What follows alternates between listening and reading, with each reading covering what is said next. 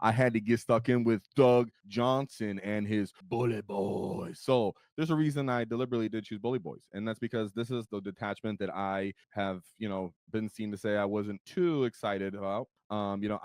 I appreciate Bully Boys because they have double wah. Who doesn't love double wah? But all in all, I didn't really think that they were gonna make a huge get huge love or favoritism with the new detachments coming out, with shooting being integrated for combined arms. With sorry, data sheets. I meant new data sheets coming out. I ended up being wrong because the wah change itself was enough to bring Bully Boys back on the menu, back on the radar. So Doug Johnson not only did that, but if you're looking at what I have on the screen, he actually has 2 units of Squighog boys. So I just wanted to start off hot and because everybody was expecting some new data sheet spam today. We're starting off knocking people off their boots with Doug Johnson. So for his actual appearance, where you can see right here, he was at the Hawaii War on the Shore Charity GT. So it's roughly like 40 players, 43 or something. So like always, let's go over Mr. Doug Johnson's list. He has Ghazghkull Thraka. Absolutely love Gaz. Can go in so many different, just about every detachment.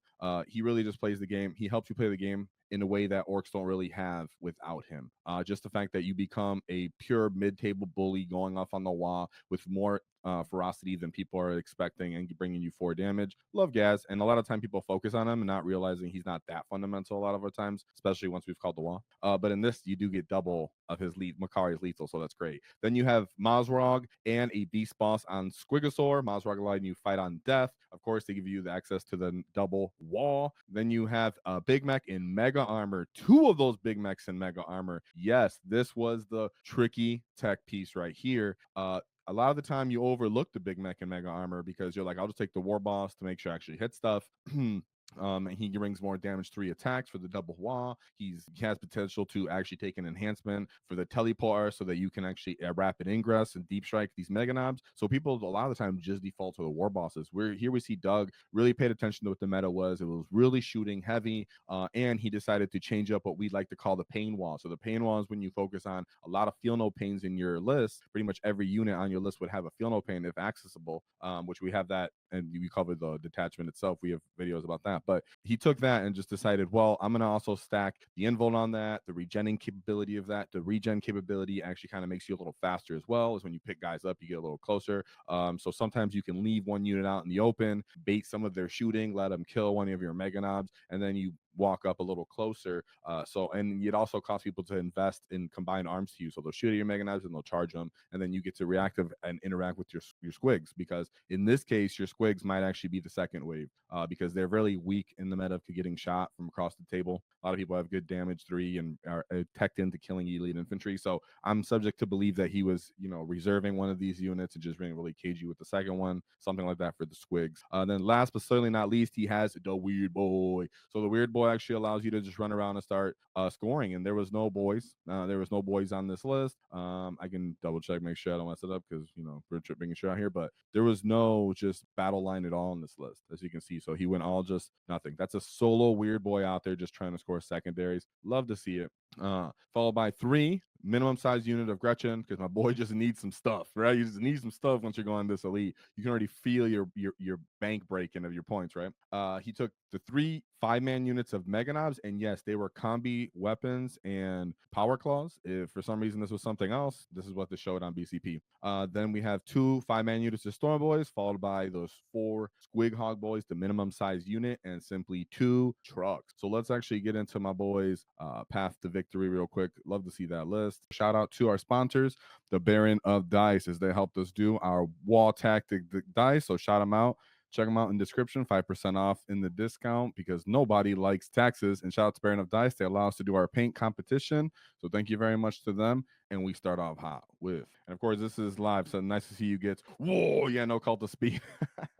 So he said, then we have Necron, Star, Shatter, Arsenal. So as of today, actually, time of this recording, these boys have been nerfed. It costs 2 CP to do their +1 to wound. A lot of the time you won't see maybe a Silent King anymore, and boom, you can see ones on this list. I can see him end up being dropping after this change. So just keep that in mind when we look over this. So we have a Catacomb Command Barge, followed by Katana the Nightbringer, Hexmark Destroyer, Overlord of the Translucent Shroud, and then a Silent King. Very elite, as we know.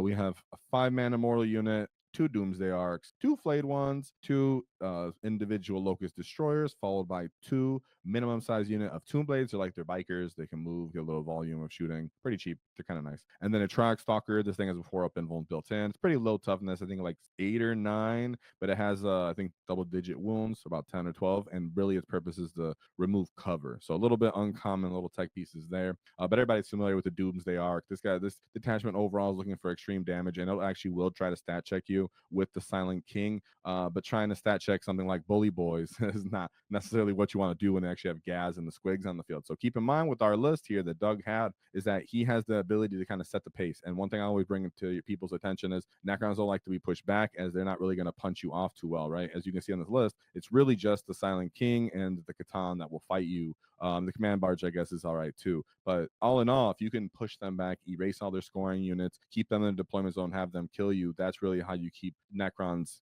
at bay.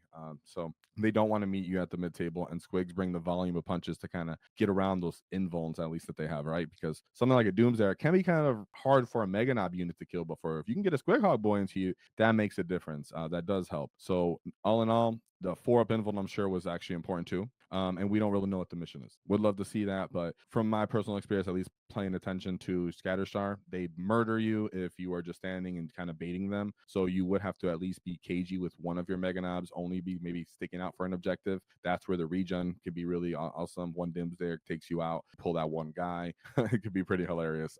So that being said, I'm sure Doug was just on point because he scored a 93. And if you can just play an aggressive, search and destroy deployment, you can just run up on them with Bully Boys, especially with how we call it now. Oh man, I love this. How we call it now in our own command phase makes a huge difference. And yeah, there was a little bit of the shooting. People are shouting out the combi weapons. Yeah, I love you. I know you guys love that, right? That they get to shoot. You're right. The big mecha allows you to reroll ones to hit on those combi weapons. So if somehow you can enjoy those shots, go ahead and enjoy them. Love that. Then we have his second matchup was against the Tau Empire. So you can see the meta is gun line, people trying to hold the line and hit you with high EP, high damage units. You have the Doomsday Arc and Scatterstar. Now we have Tau Empire. So you can see he has the Big Mech and Mega Armor, because these units that you're going to see on these lists do have access to -4 AP, stripping cover, stuff like that. They would just melt through your Mega Knobs if you didn't have the Big Mech. So he was teching in intelligently here to this. So we have a Cadre, 2 Cadre Fireblades. This is a auxiliary Cadre, by the way. I think that's the new one, so it has crew support. 2 units of Cadre Fireblade, followed by a Commander Shadow Shun, Commander Enforcer Battlesuit, and then a Dark Strider. We have 3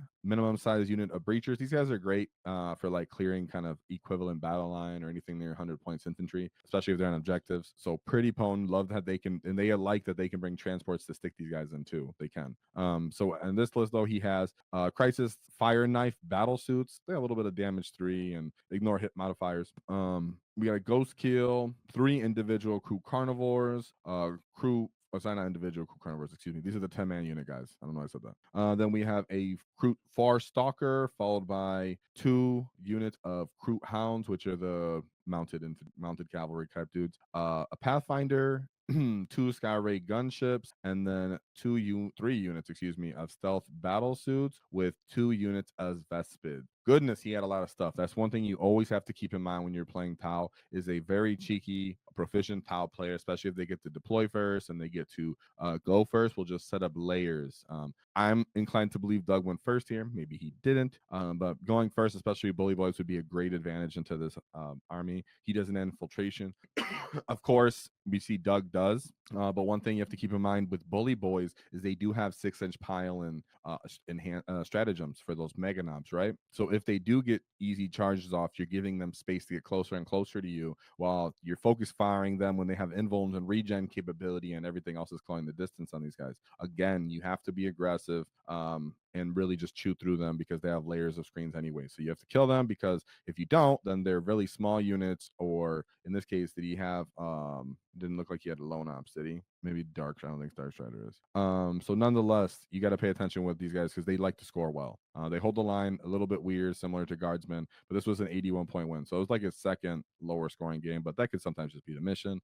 Great job in there, because typically you're looking at this, Bully Boys list and you're like, wow, everything's kind of expensive. If they focus you down, you're getting kind of messed up here. But love to see it. Love to see. Oop, took my own head off. It must feel nice to actually have saves and feel no pains and really mess up the tile math, though, right? This all it takes. Just all it takes. They just need to have one turn that you roll feel no pains, and then you just steamroll them with a double wall. So I enjoy that. Having 4-ups, feel no pains, healing guys, regenning guys, that'd be sick. And like I said, 6-inch pylons.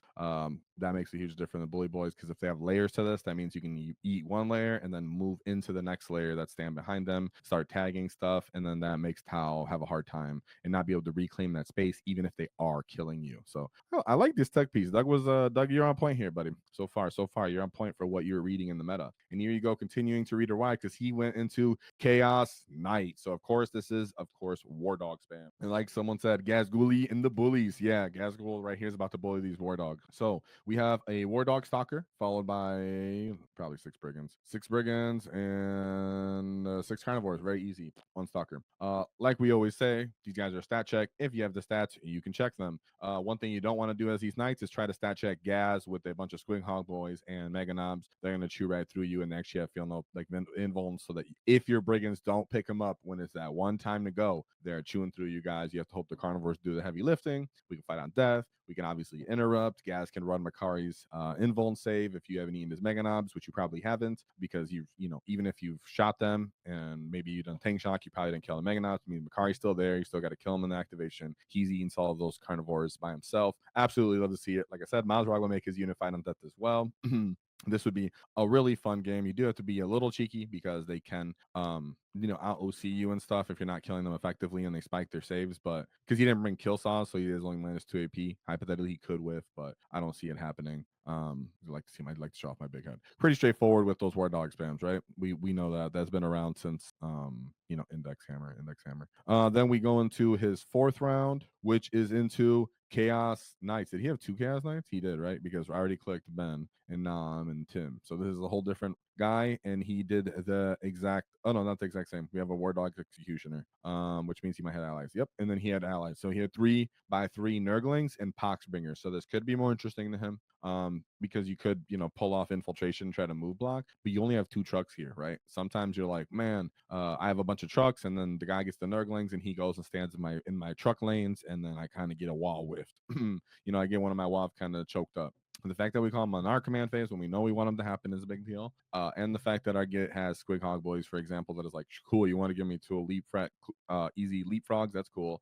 This is where you guys that love the combi shooters might actually come into play, being able to pick up some of those wounds off those Nurglings and then charge through or past them, or run through or past them and then charge them to get a little further and string out your unit after you have only 1 Nurgling base left. You kind of try point it, and then the rest of your unit swings out. So that you could have taken advantage of that, and actually the fact that you have a little bit of shooting. But all in all, it comes back to the stat check. Can you kill these knights? Yes, you can, because when the time to go and you have Gaz lethal going on Squighog boys, it means their mounts are also very effective at punching, which means they chew through stuff as well. So shout out to that Git, because these are double Chaos Knights he had to go through. And then last but certainly not least, he went into the Dark Angels, the Librarius Conclave. So I actually got lucky and actually did end up getting a rep into this. Oh, did I have the wrong here? In case you guys didn't see. Tim Ho, it was the same thing with 1 Executioner and then 3 Nurglings and a Poxbringer. That was the difference. And then his 3rd round was the Ben H, and Ben just brought all War Dogs. And then, like I said, we have the Librarian Conclave Dark Angels. This guy said tired wall. There are no tired walls around here. So for the Dark Angels Conclave, these guys get quite elite. So Marines are already elite. Librarian Conclave feels even more elite. So we're gonna have a lead off right here. We have Azrael, gives us units sustain and I think 4th invuln. We have a Librarian, 3 Librarians, then 2 Terminator Librarians. Everything in this detachment wants to go off with a Librarian, which means pretty much every unit's gonna have one, or it doesn't get any data sheet buffs for the most part. We get Intercessor or access to the detachments for buff to their data sheets. Is a better way to word that. 2 of the Deathwing Knights, 3 units of 6 Inner Circle Companions, 2 Scout Squads, and then a Stern Guard Squad. So these guys do have access to dev wounds on, I believe, 5 pluses, if this is the weapons they brought. Correct me if I'm wrong, anybody. This ends up being their version of anti-vehicle. So they're looking to still shoot you with the bolters if they have to, and they can get +1 to hit. It's usually their first Oath of Moment target. That way they can kind of delete a vehicle or whatever because they require the re-rolling wounds to kind of activate that criticals, I believe. Correct me if I'm wrong, but that's from what I understand. And yeah, I mean the fact that he got this far means he was pulling it off because these guys are quite potent when they kill you. They'll get access to sustain. They can throw grenade what we know as grenades from 18 inches away, so they can literally just look at you, throw grenades at you. They get to choose to move faster. They get to advance and shoot. So they get a bunch of cool different buffs and still get the double oath thing. But all in all, you're challenging orcs at what they want to do. You're taking these guys and you're running them into gas and mega knobs, and so it does require you to be cagey. But keep in mind, the one thing that we have as orcs that they don't have is grots. So you could end up taking something like grots, storm boys, our trucks, and they become kind of the pacer here, right? You can use them to stop the other the librarian units from charging you and getting the initiative on your orcs, because that's something you have to be aware of, since how our wall works now is that we have to declare in our command phase. Therefore, we can't use it defensively when you're running bully boys in that sense. So you can't let them get off on you first, which means you are going to take those grots, because you could see in this librarius detachment there's not anything that you're care that's going to come down because the Deathwing Knights, right? But you're not going to care to all game screen your backfield. There's going to be toe to toe in the mid table. They're trying to get you maybe turn 3 already drop everything. For the most part, you can take one of those grot units, one of those storm boy units, those trucks, and use them to screen out and kind of soak up some charges. And then from there, you counteract charge and you just kind of steamroll them at that point. The fact that we have feel no pain matters because some of their damage does come from mortal wounds. So that's also a pretty cool tech thing that he ended up pulling off by having this specific detachment. So cool techie. Though of course librarians are going to try to mortal wound you too, but that's where you playing a pain wall with Mr. Doug Johnson ends up paying off pretty well. So shout out to Mr. Doug Johnson because he ended up pulling that one out with a 78, so it wasn't easy, right? You can see this was his lowest scoring one. Respect to that guy for librarians, because it can be potent. They can end up moving quicker, get benefits to their movements. They can choose to ignore modifiers. They can do all types of cool stuff because they have librarians. They have a lot of sustain usually. Yeah, so all in all, these guys they're potent. I'm sure he had to respect their output enough to take the initiative and beat the crap out of them. So not sure who went first, but would love to know.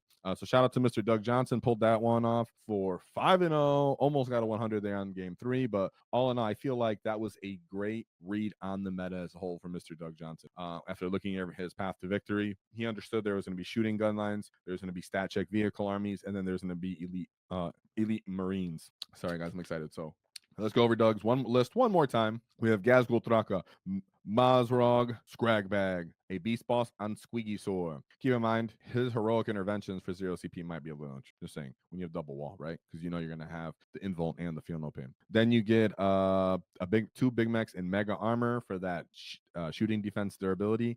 I kind of feeling it now that they've increased the prices of a war boss. You can kind of get the differential here and say, well, is it worth it? If you're taking into a pain wall, that might be the new way to do it. Shout out to you, Mr. Doug. Then we have a weird boy for the solo tech, so he can score secondaries on his own.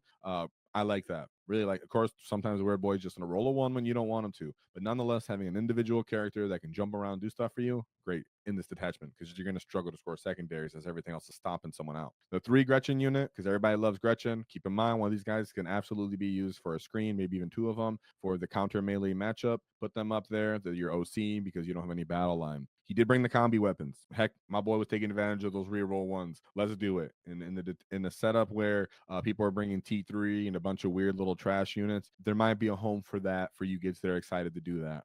Then the 2 Stormboy units, and then ultimately 2 minimum size unit Squighog boys. I'm inclined to believe they were the second wave because the Mega Mech was going first, and then the Squighog boys are going second, followed by the 2 trucks. The trucks would be each Mega Mech unit could be put in a truck and then disembark. So love to see it. Or maybe even a grot unit. Maybe even a grot unit from some of you cheeky gits. So one last shout out from Mr. Doug Johnson. Whoa! If you enjoyed the clip, check out the full video here. If you'd like to see more tactics, click here. Let's get stuck in, lads!